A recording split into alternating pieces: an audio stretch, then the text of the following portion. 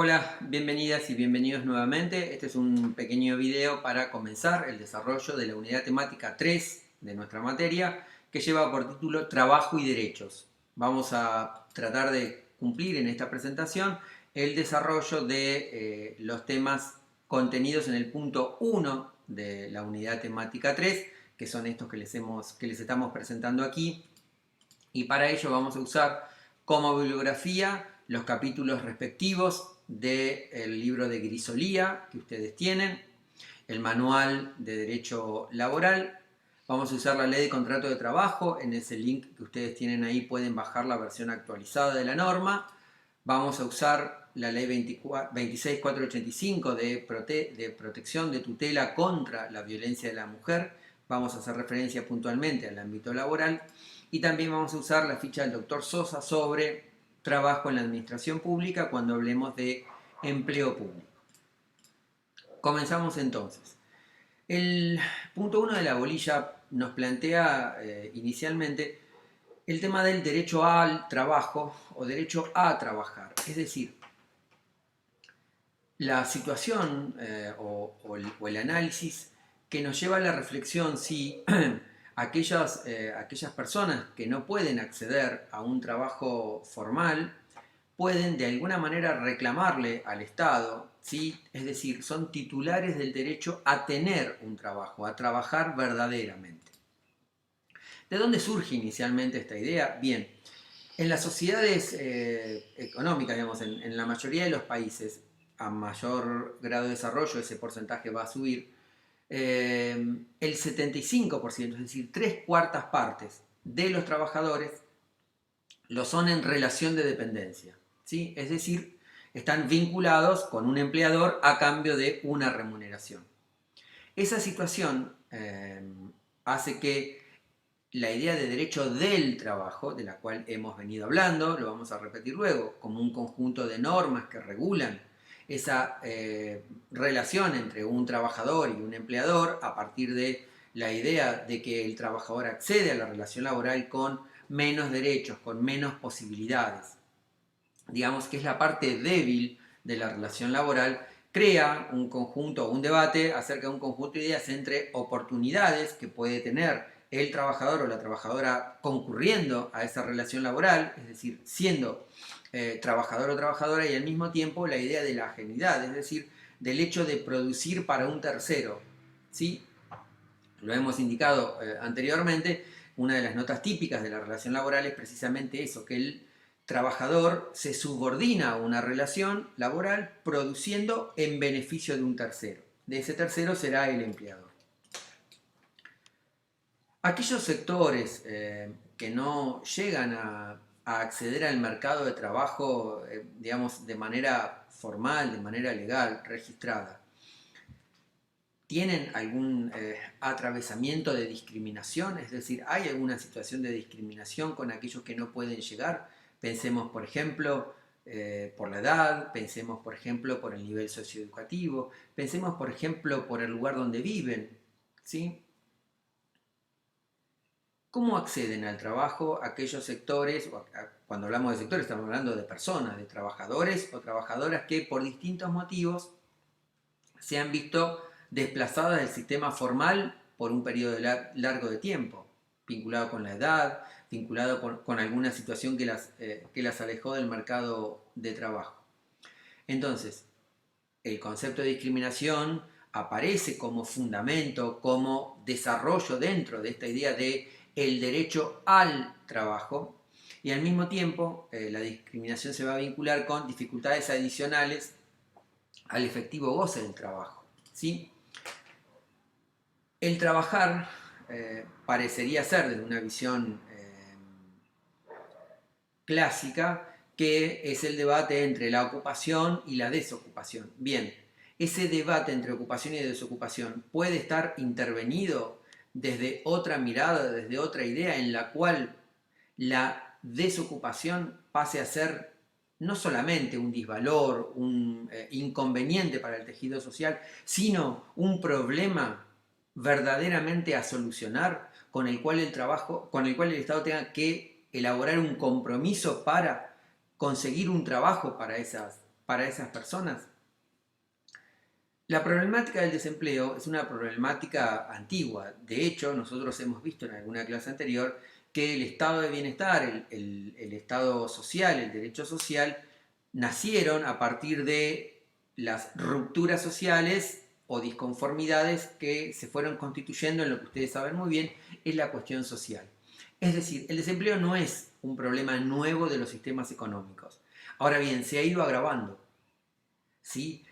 Hay sistemas en los cuales hay ciertos núcleos de la población, ciertos sectores de la población que son desocupados y estructuralmente no tienen las condiciones para salir de esa situación de desocupación o incluso de subocupación. ¿Sí? Entendamos por subocupación el trabajo en negro, el trabajo de changas, el trabajo precarizado. ¿Sí? Entonces, ¿cuál sería la idea o el contenido del derecho al trabajo? Bien, la primera diferencia que tenemos que hacer es con lo que veníamos viendo nosotros de derecho del trabajo, es decir, el conjunto de normas que regulan las relaciones laborales entre trabajadores y empleadores a partir de la idea de trabajo dependiente, ¿sí?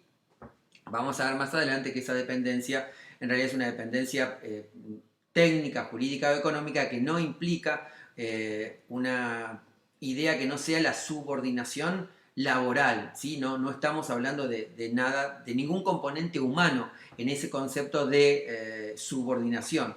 Los manuales lo dicen, el trabajador va a la relación laboral siendo la parte débil de la relación laboral.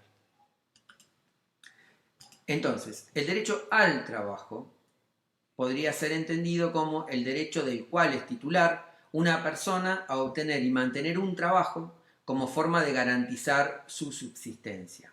¿Sí? Esta idea de garantizar la subsistencia no es solamente una idea económica, material, de hacerse de un ingreso. Está vinculada también con otros derechos, como son el acceso a la salud, el acceso a la educación, el acceso a la recreación. Digamos, podemos ir avanzando en una escala de derechos, pero también, y esto es una idea importante, el derecho al trabajo, el derecho a tener un trabajo, implica desde el vamos el cumplimiento, la satisfacción de incluso derechos humanos básicos, como es el derecho a la identidad, digamos. Hay un fuerte vínculo en el cual el trabajador se identifica, ¿sí?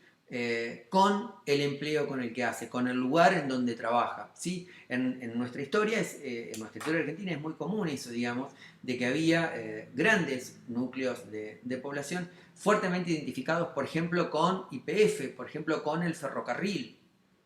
¿Sí? En nuestra región, a comienzos del siglo pasado, con los frigoríficos en Berisso. Actualmente, o luego, digamos, de la recuperación para la provincia, con el astillero Río Santiago en Ensenada. Es decir, el trabajo, además de ser un mecanismo para acceder a la obtención de ciertos derechos, es también un mecanismo de identificación social. En nuestra Constitución de 1853, el derecho al trabajo está mencionado cuando el artículo 14 sostiene que todos los habitantes de la nación gozan de los siguientes derechos, entre ellos de trabajar y ejercer toda industria lícita. Ahora bien, y ahí está la aclaración, es un contenido en el sentido negativo del derecho, de la prerrogativa. ¿Por qué contenido negativo? Porque está expresado para que nadie, ni siquiera el Estado, pueda atentar contra el cumplimiento de ese derecho, digamos. Implica una abstención para los demás, también para el Estado, de no perturbar, de no impedir que tengamos trabajo, pero no de materializarse, ¿sí? O sea, no es una concepción en sentido positivo. Bien, a esta altura podríamos entonces acercarnos a una definición de derecho al trabajo, como el deber jurídico del Estado de llevar a cabo acciones positivas que permitan garantizar a cada persona condiciones de trabajo y oportunidad de obtener un puesto de trabajo satisfactorio y equitativo. Esta idea entonces, ustedes comprenderán, genera un debate que ahí hemos tratado de titular con contenidos y alcances de esta manera. La primera de las ideas es si los particulares, los hombres, las mujeres pueden reclamarle al Estado el cumplimiento del derecho a tener un trabajo. En cierta medida estamos diciendo que el Estado está obligado a darnos un trabajo. Bien, ¿cómo va a estar el Estado obligado a darnos un trabajo si no es él el titular de los medios de producción? Veníamos diciendo que en las sociedades es el empleador el que, poniendo el capital, organiza y distribuye el trabajo. Esta concepción del derecho al trabajo implicaría alguna especie de reformulación de esa situación. Llevándola al extremo o como medio de crítica, muchos autores lo que dicen, bueno, pero entonces hablar del derecho al trabajo implicaría pensar en el Estado como dueño de los medios de producción. Al mismo tiempo, lo que nos podríamos preguntar ¿es un imperativo social compartido esta idea de que todas las personas tenemos derecho a verdaderamente tener un trabajo? Es decir, ¿es un valor social consentido por la comunidad? Bien, habría que verlo. Aquí siempre aparecen estos famosos juicios de valor en relación a si se trabaja, si no se trabaja, para qué se quiere el trabajo y todas estas cuestiones que siempre aparecen como una reacción frente al intento de avanzar en alguno de estos derechos.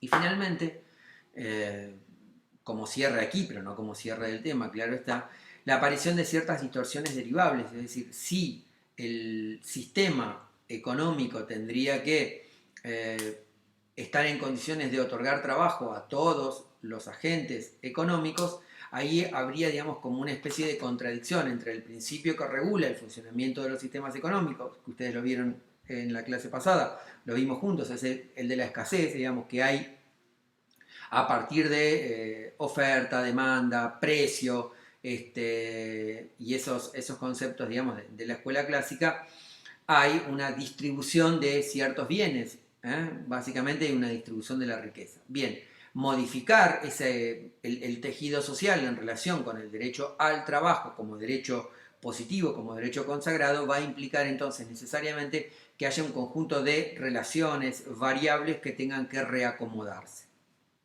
No es imposible, claro está, es simplemente como una presentación del tema. Para quienes deseen avanzar con este tema, nos lo avisan y podemos incorporar al drive de la cátedra una ficha del doctor Sosa que desarrolla ampliamente estas cuestiones que hemos tratado de resumir aquí. Bien, avancemos entonces. Vamos a hablar de trabajo de la mujer. En el desarrollo, en el avance de la tutela para el trabajo de la mujer, es donde puede verse digamos, el avance del carácter tutelar que el Estado ha tenido sobre las relaciones laborales. Si tuviésemos que hacer historia, podríamos decir, a modo ejemplificativo, que la primera ley laboral que protege al trabajo de la mujer es de 1907. También podríamos decir que la OIT, desde el mismo momento prácticamente de su funcionamiento, tiene un convenio, es decir, el acuerdo que firman los países que la componen, de, en este caso, protección de la maternidad de 1919, y el último que hemos podido rastrear para la elaboración de esta presentación es el convenio 183 del 2002, que todavía no está ratificado por la Argentina, que establece 14 semanas de plazo para lo que vamos a ver más adelante es la licencia por maternidad, que en nuestro caso son 90 días, ¿sí? 90 días. También existen una innumerable cantidad de tratados, ¿sí? Algunos con rango constitucional, ya esto ustedes lo saben, que tutelan o que protegen ciertos aspectos del trabajo de la mujer. Y en nuestro caso, en nuestro país, tenemos que mencionar una ley del año 2009, la Ley de Protección Integral para prevenir, sancionar y erradicar la violencia contra las mujeres en los ámbitos en que desarrollen relaciones interpersonales. Hay un capítulo específico propio de la violencia laboral. Bien, ¿cómo se regula el trabajo de las mujeres en la LST? La LST le va a dedicar un título. La LST, para que lo entiendan, está dividida en títulos y cada título está dividido en capítulos. Le va a dedicar un título entero con varios capítulos.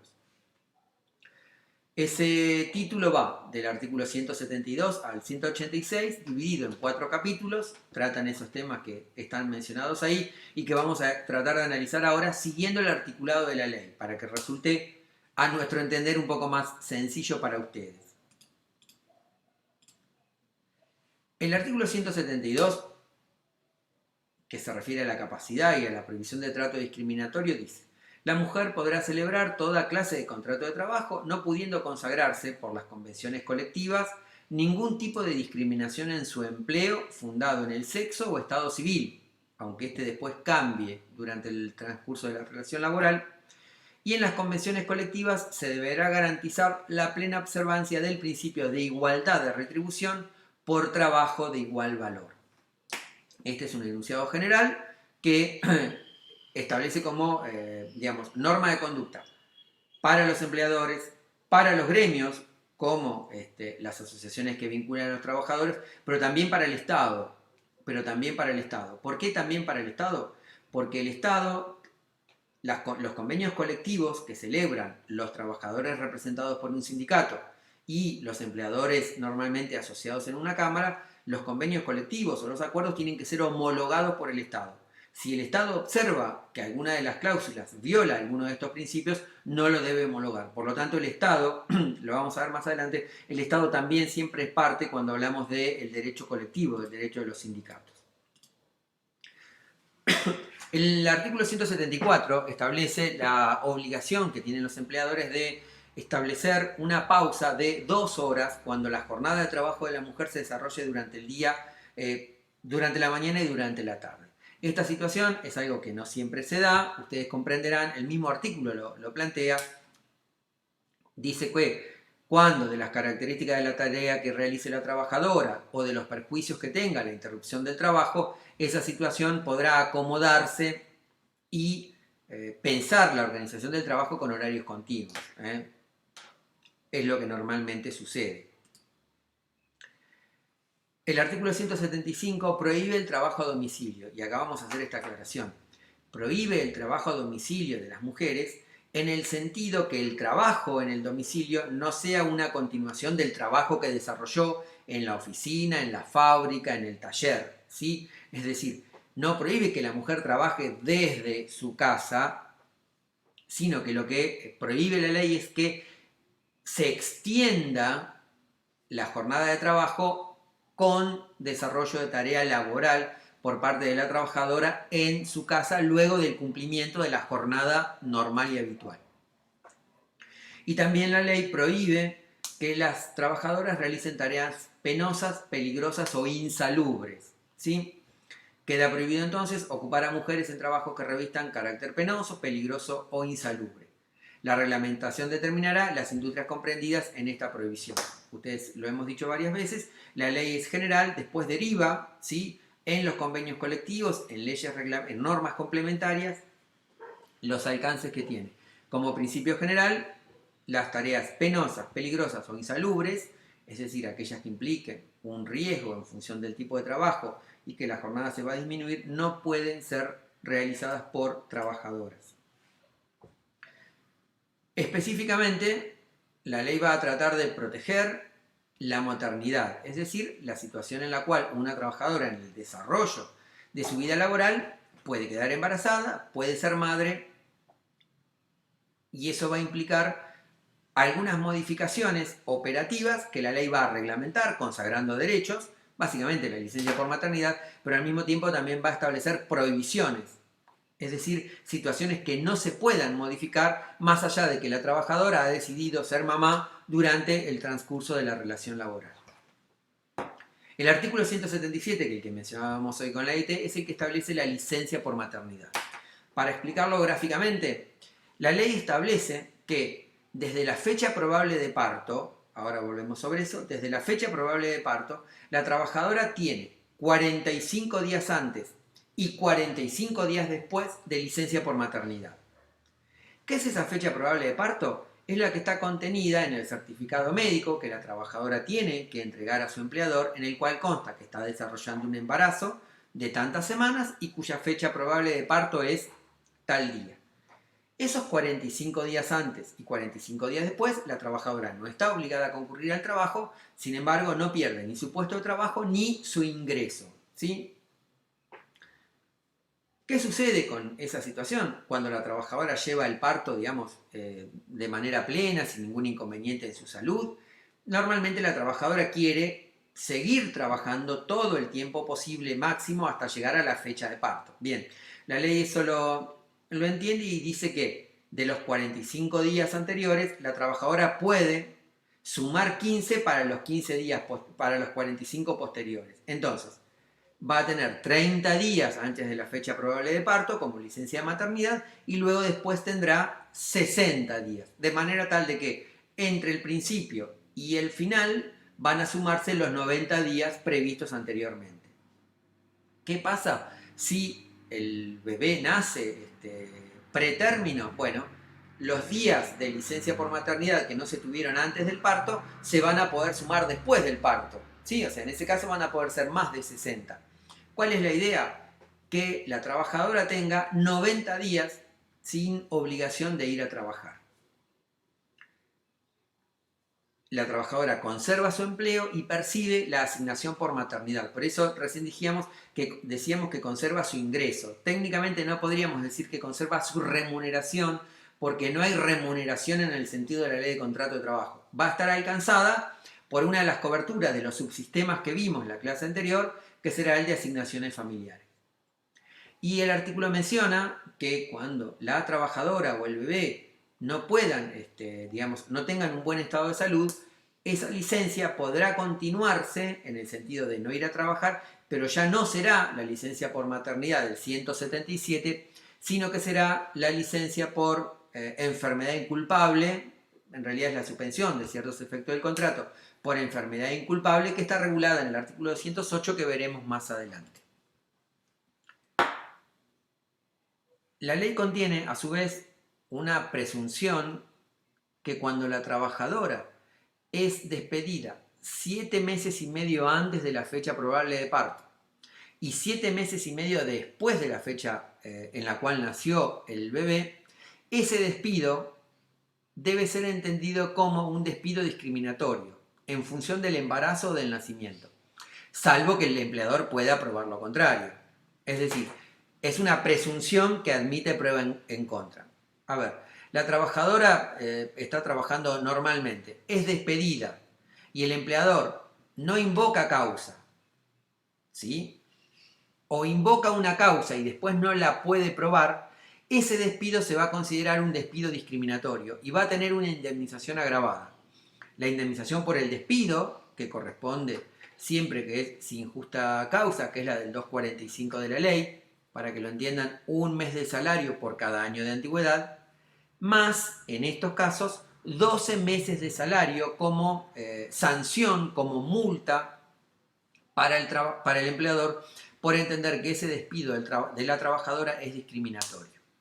Una pequeña aclaración aquí para que se entienda. En nuestro sistema, la estabilidad en el empleo se dice que es una estabilidad impropia. Es decir, yo tengo estabilidad hasta que el empleador decide dar por finalizada la relación laboral. ¿Cuál es la sanción que el empleador va a tener por dar de baja unilateralmente la relación laboral en una figura que se llama despido? El pago de una indemnización, ¿sí? Por eso aquí va a pagar la indemnización por haber despedido más la indemnización por el carácter discriminatorio que la ley le da a esta situación, motivo del embarazo o del nacimiento.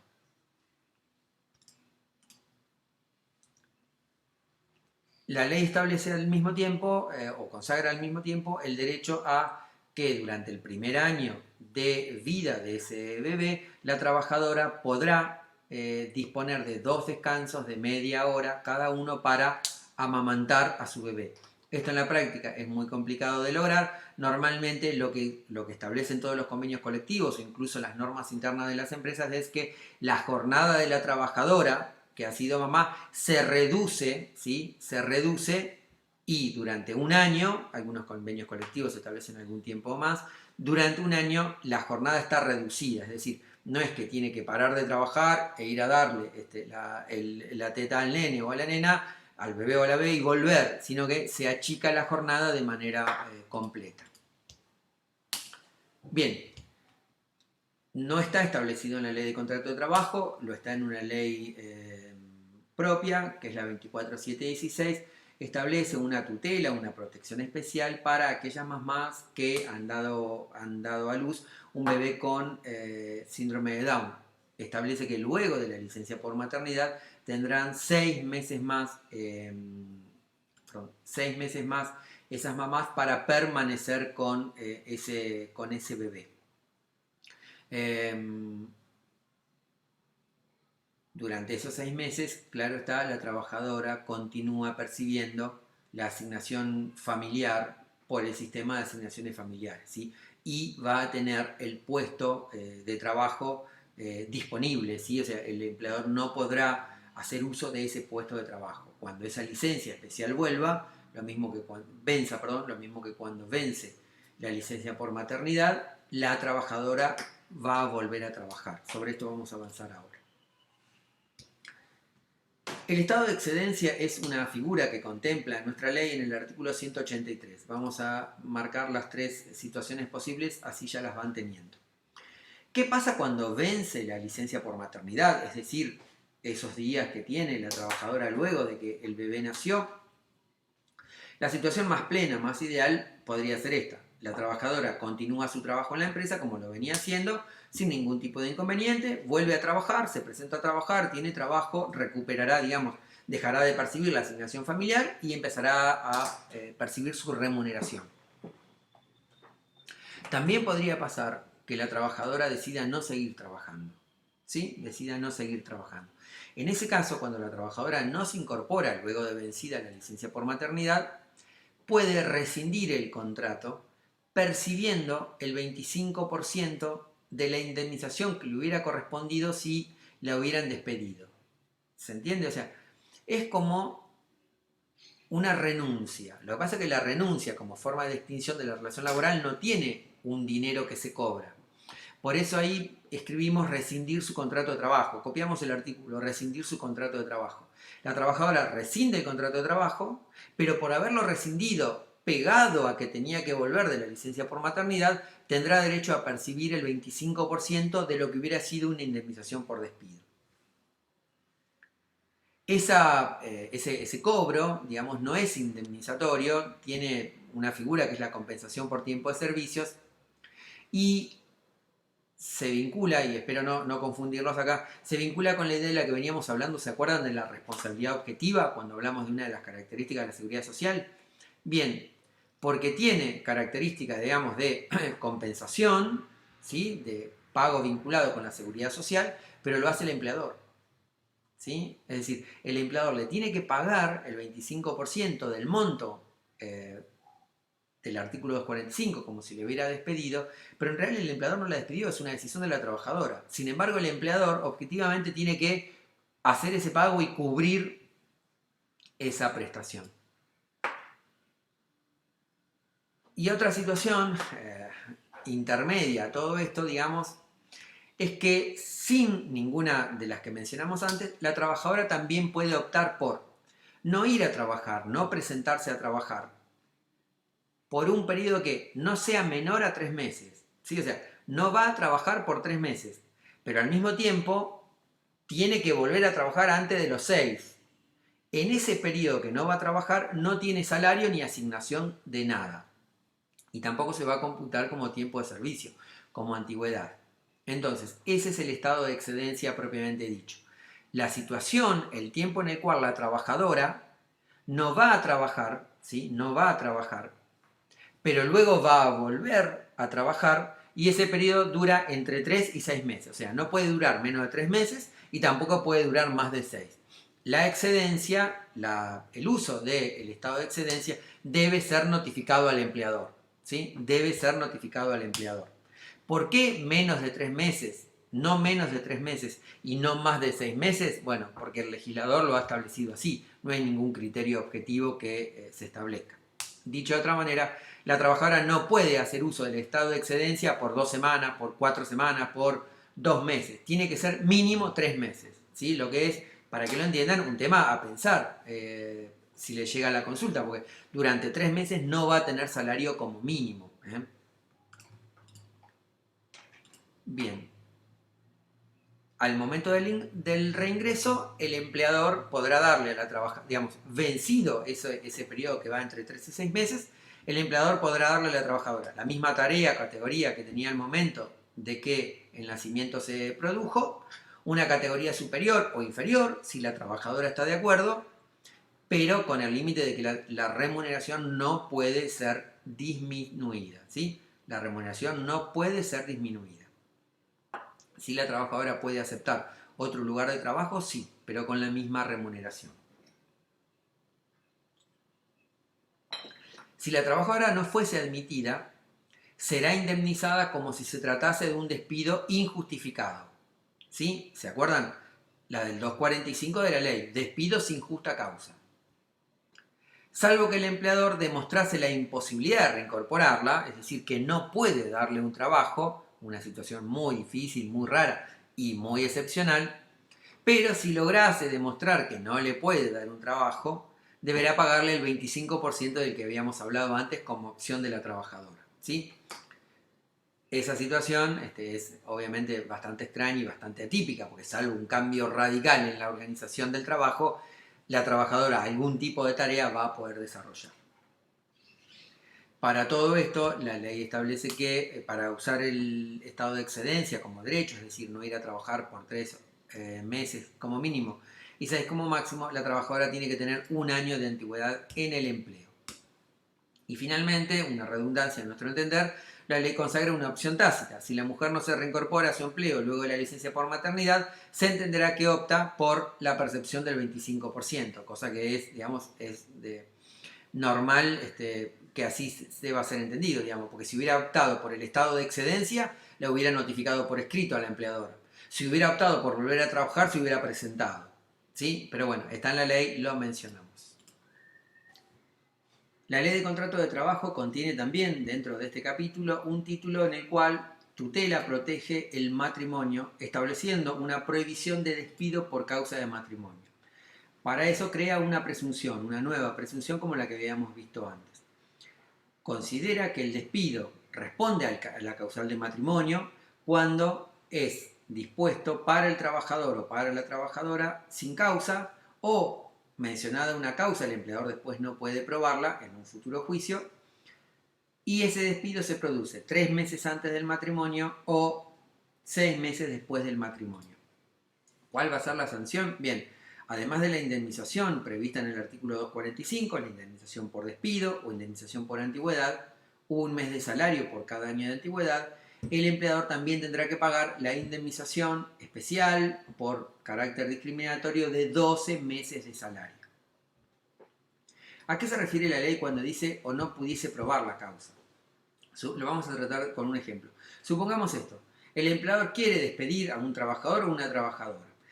Dice, bueno, para no pagar la indemnización del 245 más la indemnización de 12 meses de salario, digo que el trabajador o la trabajadora hurtaron elementos de trabajo.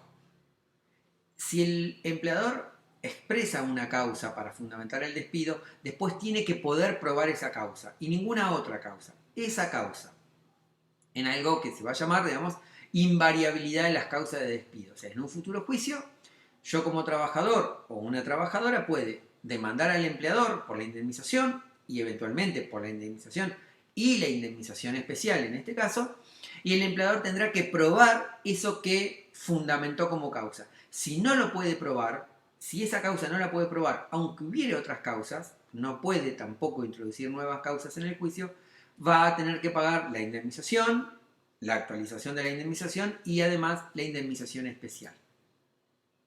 Bien, hasta aquí entonces el régimen legal para trabajo de mujeres y para las protecciones que contiene la ley en relación al trabajo de mujeres. Vamos a empezar a hablar ahora, siguiendo el punto 1, de trabajo dependiente. Ustedes ya tienen una caracterización del trabajo dependiente. ¿Sí?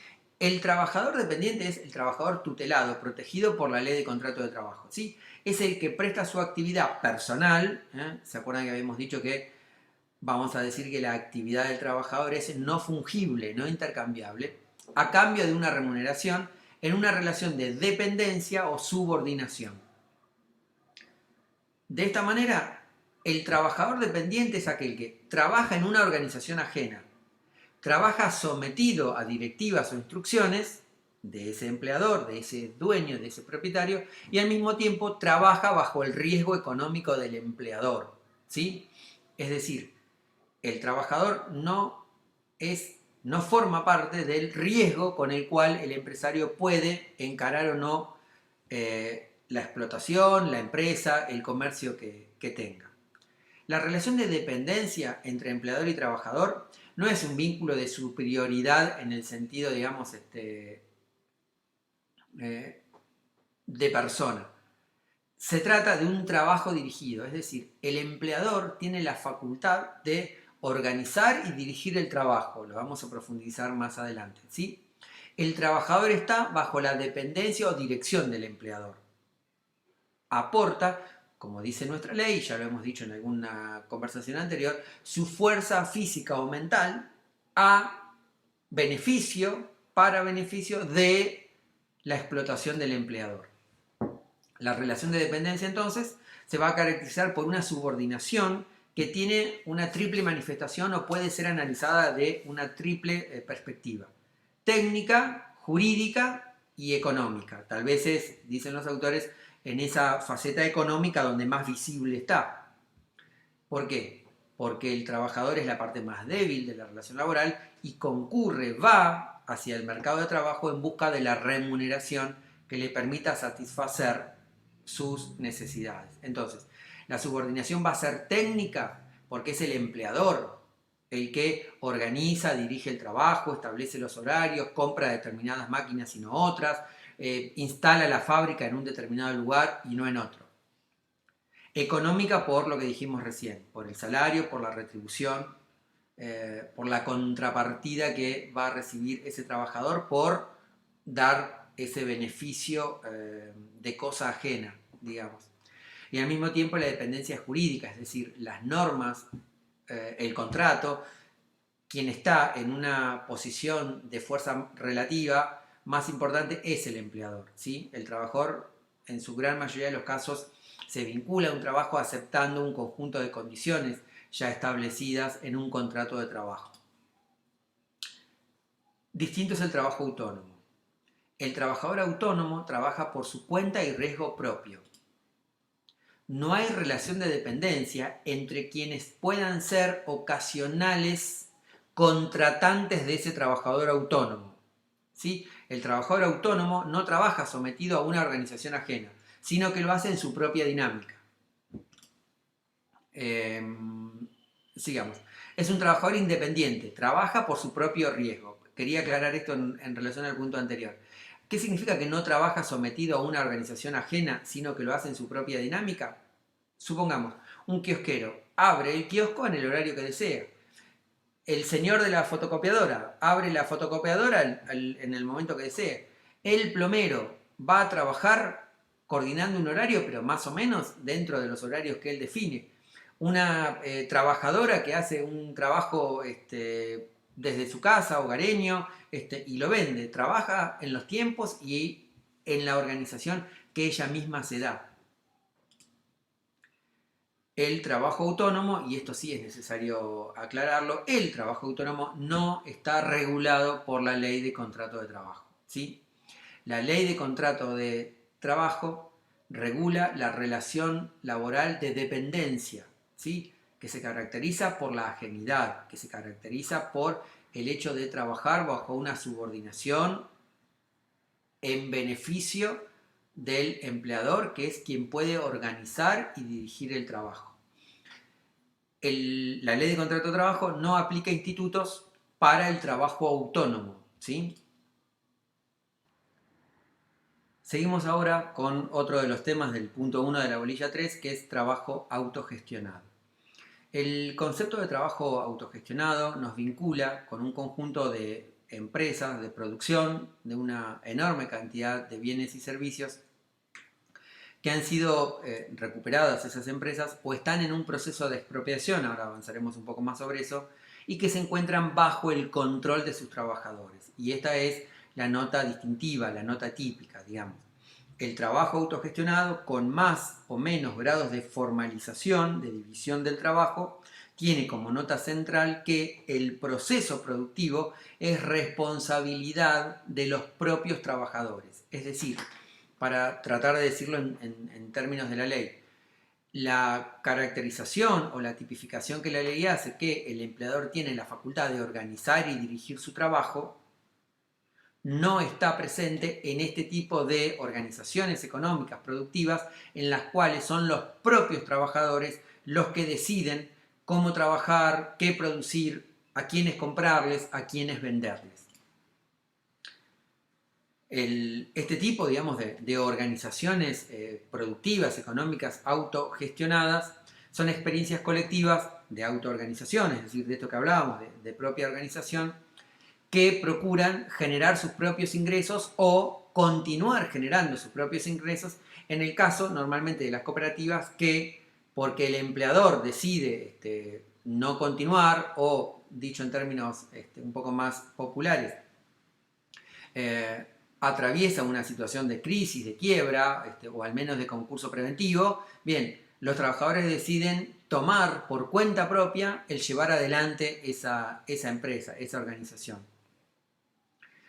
La enorme cantidad de tareas que realizan las organizaciones de trabajo autogestionado son producción, elaboración, comercialización.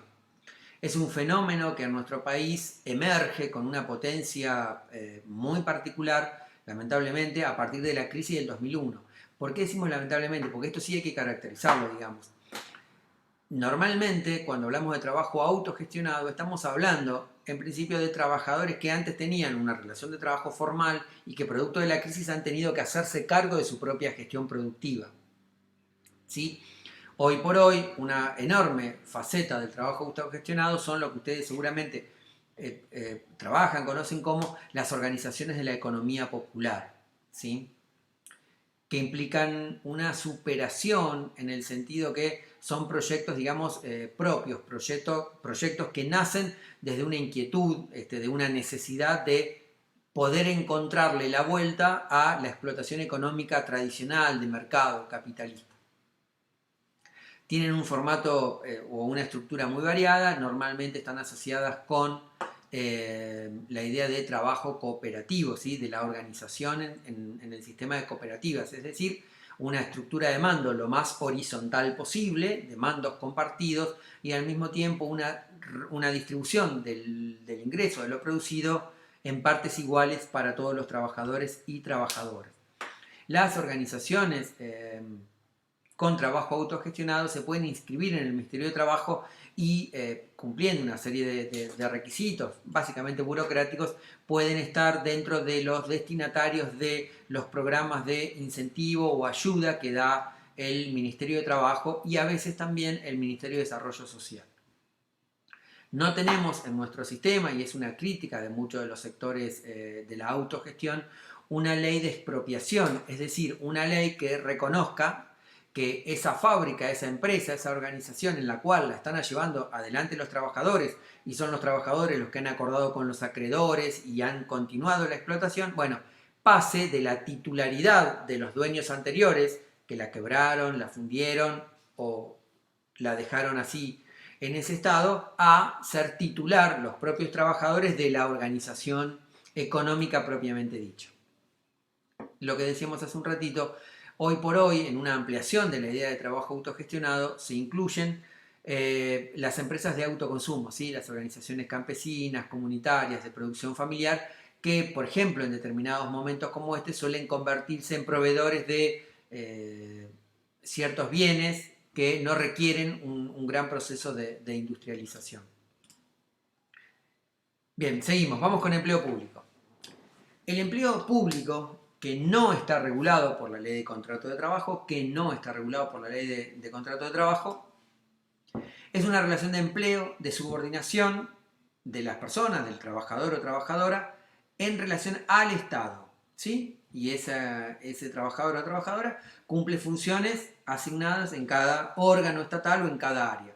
Por lo tanto, cuando hablamos de empleo público, estamos diciendo que el empleador es una persona jurídica de carácter público, cuyo accionar es de derecho público. Es decir, en el empleo público, el Estado, sus organismos, sus dependencias, sus entes, ¿sí? Lo que se suele llamar el Estado descentralizado, actúa con una potestad, tiene una prerrogativa que no tiene el empleador particular, el empleador privado. Son los trabajadores del sector público los que prestan servicios remunerados en organismos dependientes de la administración pública, lo decíamos, centralizada, descentralizada y entes. En el empleo público existe estabilidad en el empleo y vamos a tratar de explicarlo de esta manera. La estabilidad en el empleo público es una estabilidad que podríamos caracterizar como absoluta, muy, muy fuerte. ¿Por qué? Porque una vez establecido la relación laboral y consagrada dentro de los alcances de lo que se suele llamar planta permanente en el sector público, ese trabajador o esa trabajadora no puede ser despedido si no existe una causa y esa causa se demuestra, se sustancia en un expediente administrativo que finalizará con el acto administrativo que produce la extinción de la relación de empleo público. Por lo tanto, el trabajador o la trabajadora del sector público tiene una estabilidad muchísimo más fuerte, ¿sí?, que la estabilidad que tiene el empleo privado. ¿Sí? En el empleo privado, lo dijimos, el empleador puede extinguir la relación en el momento que lo desee y tendrá la obligación de un pago económico llamada indemnización. En el Estado, la extinción solo puede ser por justa causa y por acto administrativo que la demuestre. ¿Sí? En cambio, en el Estado, la potestad o posibilidad que tiene el empleador de modificar algunas condiciones del trabajo, que en el derecho privado están más limitadas, en el empleo público están más abiertas, precisamente por estas prerrogativas mayores que tiene el Estado como empleador. Básicamente, ¿qué se puede materializar? Este ius variandi más amplio para que lo entiendan. Por ejemplo, el trabajador puede ser notificado de que tiene que presentarse a trabajar en otro organismo, en otra área, en otro ente, ¿sí? Puede ser trasladado. Bien, eso que en el empleo privado debería tener ciertas condiciones para poder ser legal, en el empleo público es bastante legal y lamentablemente bastante común, que normalmente con los cambios de administración política haya un conjunto de trabajadores que son llevados a otro lugar, ¿sí?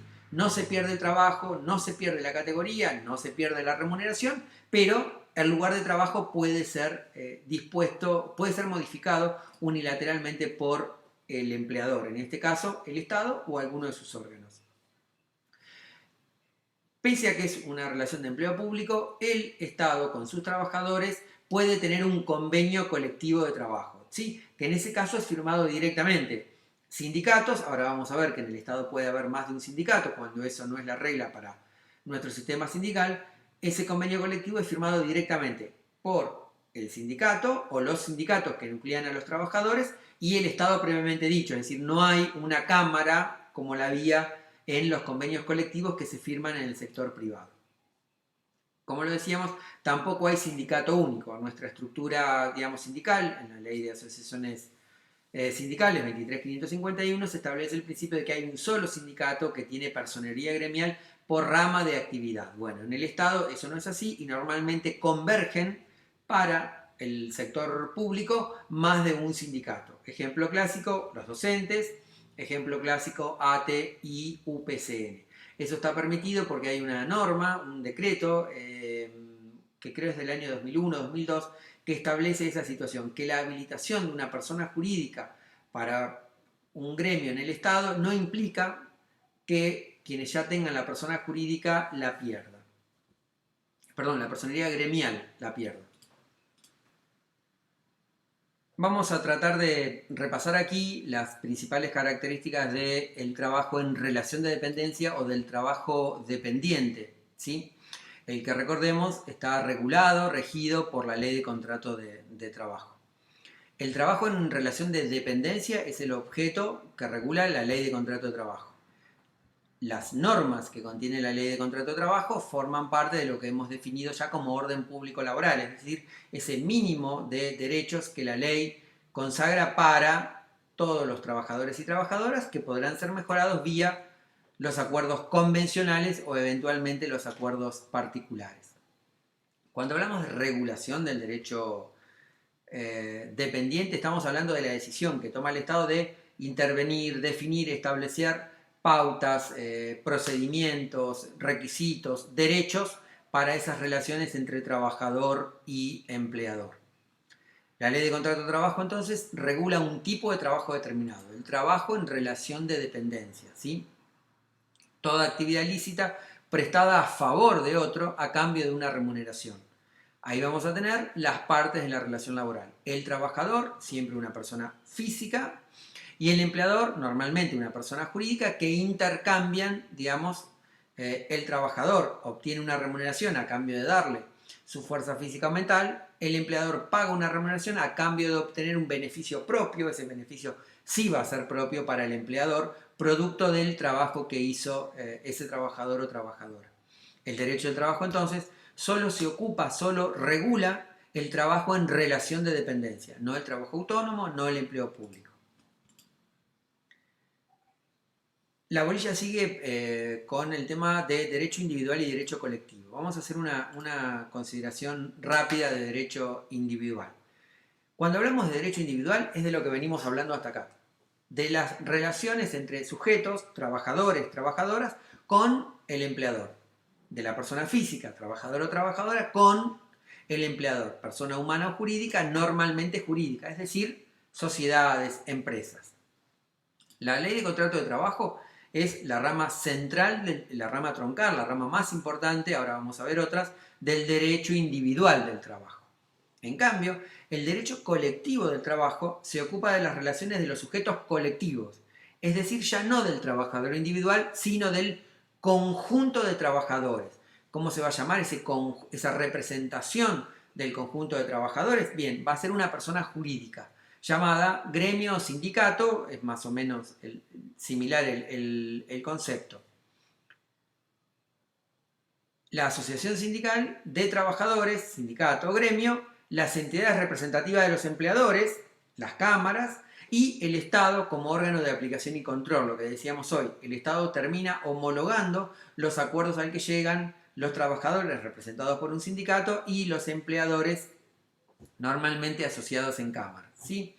Por lo tanto, el derecho individual del trabajo regula las relaciones que se dan entre trabajador y empleador, y el derecho colectivo va a ser el derecho de los sindicatos, de los gremios.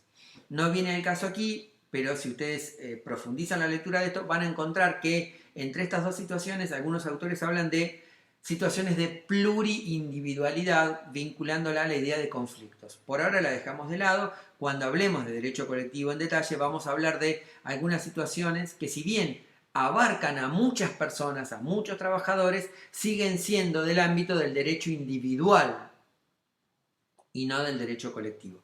Caso típico, por ejemplo, cuando hay varios trabajadores o un conjunto de trabajadores o toda la planta que tiene algún inconveniente porque ese empleador, por ejemplo, redujo los salarios, ¿sí? No es un aspecto de todo el derecho colectivo, es un aspecto del derecho individual, pero desde una faceta pluriindividual. Por ahora con eso está bien. Así como la ley de contrato de trabajo era la norma central, troncal del derecho individual del trabajo, para el derecho colectivo las normas centrales van a ser dos. La ley 23.551 de asociaciones profesionales y la ley 14.250, que es la que regula, tiene modificaciones, la que regula precisamente este esquema de las convenciones colectivas de trabajo. Entonces, el derecho del trabajo como fenómeno jurídico tiene obviamente una historia y un desarrollo que escapa a las posibilidades de tiempo de nuestra materia. Si tuviésemos que decir, casi con espíritu histórico, la primera normativa laboral que se encuentra en nuestro país o que se sanciona en nuestro país es del año 1905, de Joaquín B. González, el fundador de nuestra universidad, que establece el descanso dominical como pauta, como norma. En 1907 se crea el Departamento Nacional del Trabajo, el presidente era Figueroa Alcorta, y podría ser considerado el antecedente institucional más importante de lo que años después va a ser la Secretaría de Trabajo y años después va a ser el Ministerio de Trabajo y Empleo. En 1915, en materia de accidentes de trabajo y enfermedades profesionales, se sanciona una ley que estuvo vigente hasta 1991, que hoy está, reemplazada y es conforme al sistema de las ART que vamos a ver seguramente más adelante. En 1929 se sanciona la ley de jornada, que está vigente con cambios obviamente, pero está vigente en la actualidad, y así se va conformando el derecho del trabajo en la evolución. En 1933 se sanciona por primera vez una norma que establece indemnizaciones en caso de extinción y las vacaciones pagas, es decir, que cuando el trabajador tenga vacaciones no va a tener descuento a su remuneración. Eso que estaba establecido primero para comercio, luego en el primer gobierno peronista se amplía para los trabajadores de todas las actividades y de todas las industrias. En 1945 se sanciona por primera vez la obligación de pagar el sueldo anual complementario. Y en 1974 se sanciona nuestra ley de contrato de trabajo 20744, con una excepción en la época de la dictadura militar que suprime algunas normas. Esa ley, la 20744, con un montón de modificaciones, es la que tenemos vigente hoy por hoy. ¿Cuáles son las principales leyes laborales? Bueno, ahí las tienen. La ley de contrato de trabajo, la ley nacional de empleo, la ley de jornada de la que mencionábamos recién, la ley de riesgo de trabajo, sistema de protección de riesgo y de enfermedades profesionales y accidentes de trabajo, la ley antidiscriminación, la ley de seguridad e higiene en el trabajo, la ley que establece que los telegramas laborales son gratuitos para el trabajador, la ley que establece el sistema integrado previsional argentino, ¿se acuerdan que lo habíamos conversado cuando hablamos de seguridad social? Y las leyes que mencionábamos de derecho colectivo, la de negociaciones, convenciones colectivas y la de asociaciones sindicales o sindicatos o gremios. Y finalmente, ¿cuál es el ámbito de la aplicación de la ley de contrato de trabajo? Es decir, ¿qué tipo de relaciones laborales regula la ley de contrato de trabajo? Bien, ustedes lo saben. La ley de contrato de trabajo regula el trabajo dependiente, ¿sí? Ahora bien, todo el trabajo dependiente no. El artículo 2 de la ley consagra excepciones. Básicamente, el sector público, ¿sí? Ya sea nacional, provincial, municipal, centralizado o descentralizado, no está alcanzado por la ley de contrato de trabajo. Al personal de las casas particulares, sea servicio doméstico, sea jardinería, sea cuidado de personas, sea mantenimiento, tienen su propia norma. Y finalmente a los trabajadores agrarios que tienen su propio estatuto de trabajo rural.